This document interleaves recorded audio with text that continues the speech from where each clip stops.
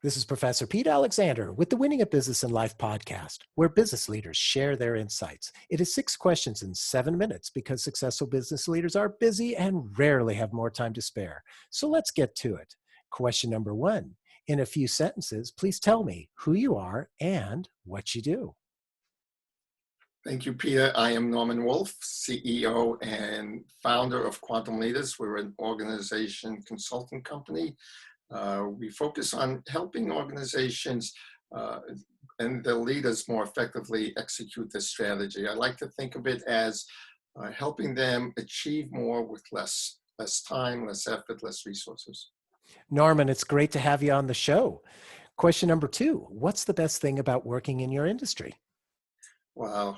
Our focus in working with organizations is the recognition that we literally have to shift the paradigm. The old way of doing business doesn't work quite the way it used to anymore. It doesn't face the current challenges as well. So I get to work with people, helping them rethink the very essence of what an organization is and how they create results. I get to work with some really, really smart people. And I get to work in a multitude of different industries. So I get to see a lot of different challenges and creative ways of addressing them. Sounds fun. Question number 3. I hear from other business leaders that staying in a good work-life balance for them and their team members is a challenge. What are your thoughts? Well, that's something I've always, I hate the question about work-life balance simply because it sets it up as opposites, polarities. You either have a good work life or you have a good life. But life and work, I spend so much of my time at work. Why should they be separate things? Who am I? Do I put on one Norman goes to work and a different Norman stays in my life?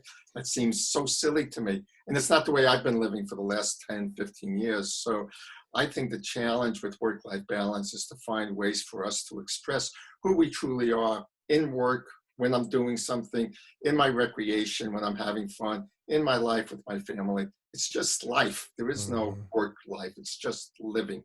Very well said. I like that. Question number 4. What other successful business leaders like yourself should be on my podcast? Well, I've been working with a gentleman named Brian Ungard. Brian is the Chief Purpose Officer for a company called Decurion. And Decurion has been highlighted in Robert Keegan's famous book, The Everyone Culture, I think it's called. And in talking with Brian, he has also come to the recognition that we believe very strongly in, that you have to shift the paradigm. You have to think of an organization as a living being, not as a machine. And if you don't, you'll never cross the chasm to achieve the kind of organization effectiveness and organizational life we want. The machine paradigm will always co-opt and corrupt all new principles, ideas, including things like deliberately developmental organizations, agile, lean operations, employee engagement. You just can't get there from here. So Brian, I think, would be a good guy to have. That's great referral. Thank you so much. Question number 5.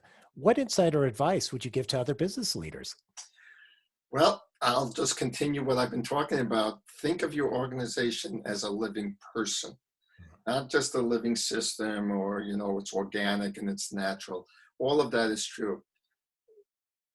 But if you shift your thinking, the way you frame your challenges, the way you ask the questions. Let me give you an example. I was working with a client. He's a director of a company. He has they run under agile methodology. So he has autonomous pods. His challenge was he has pods who don't cooperate with each other. And sometimes one pod needs to help up another pod to get the solution done.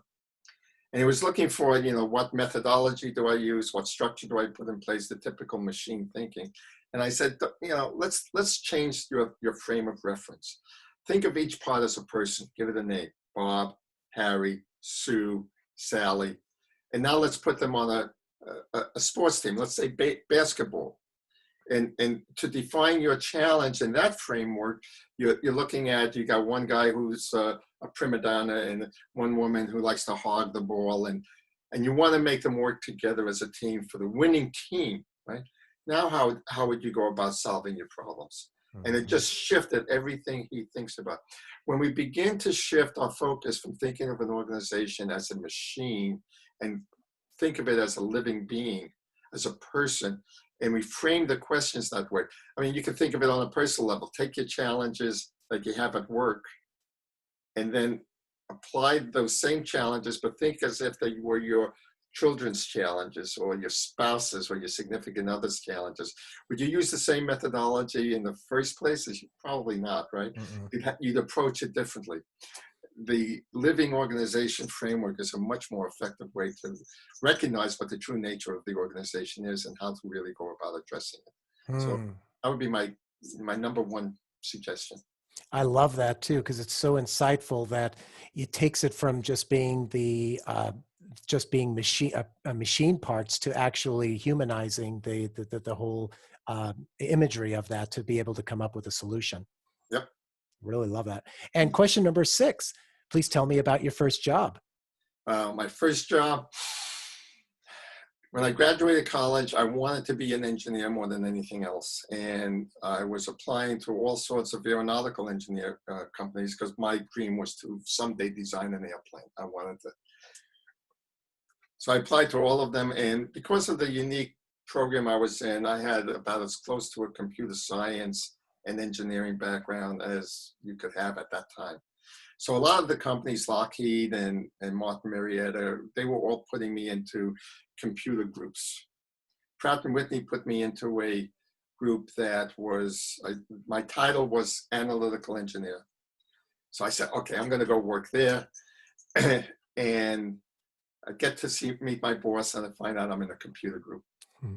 Well, at first I was devastated. I felt betrayed. But as I got into it, I found how much I just truly loved the challenge of computer programming, especially system level programming.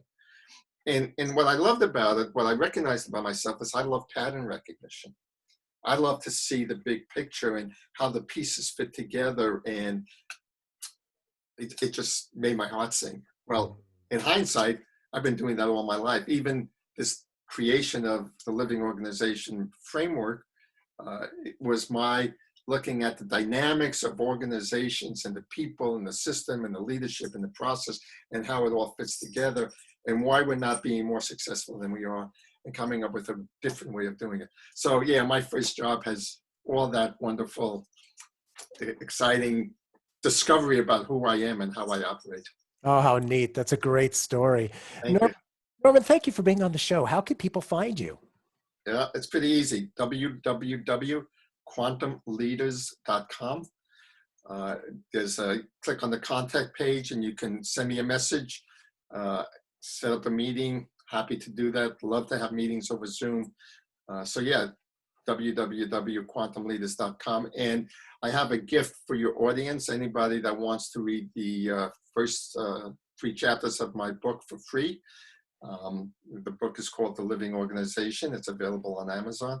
You can go to quantumleaders.com/podcast, and they'll have access to the first 3 chapters of the book. Wonderful. Thank you so much for that. You're very welcome. This is Professor Pete Alexander with the Winning at Business and Life podcast. For more insights and ideas, please go to LinkedIn, YouTube, Facebook, or iTunes and search for the Winning at Business and Life podcast. Thanks for listening.